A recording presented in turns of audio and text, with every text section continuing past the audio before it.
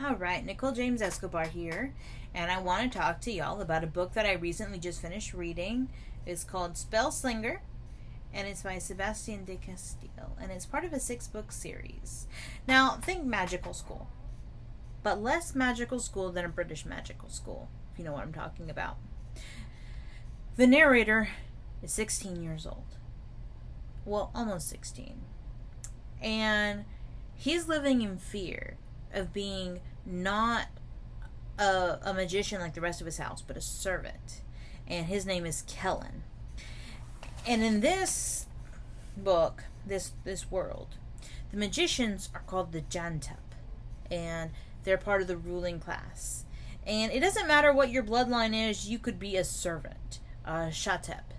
And even Kellen's own uncle is a Shatep, and he is serving the family.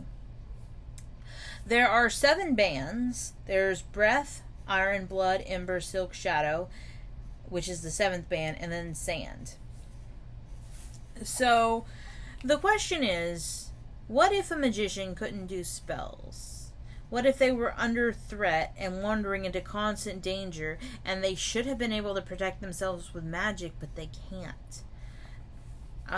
One thing that I loved was that Kellen's father, Cheops, has a chance to be ruler.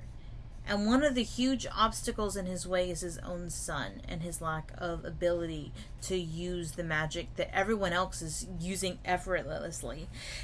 In this book, there's 2 different magic systems that I picked up on. There's the Jantep, which is a traditional magic that you're learning how to do all the spells.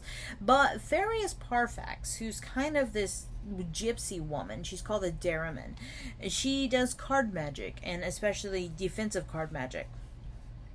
They live on this oasis that is basically like this giant source of energy for all the magic. And Kellen still can't do it. And this is a multi-dimensional book. It's not just one storyline.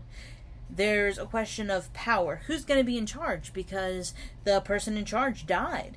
There's about magic and future. What's going to happen with Kellen and why? There's a question of who is this gypsy woman? Who is Farius Parfax? And there's a lot of battles and rivalries within this book. There's also a spirit animal and a squirrel cat. And if you don't know what a squirrel cat is, and you can picture a large squirrel cat in your mind, whatever you are visualizing is probably very accurate. I would recommend reading this book. I found it to be very interesting, not only because I would have the chance to meet the author, but because this book is incredibly well written. I listened to the audiobook. I would say I read it. I did not read it, and it was very good. I recommend checking it out and letting me know what you think. Did you like it? Are you going to write an essay on it? Let me know.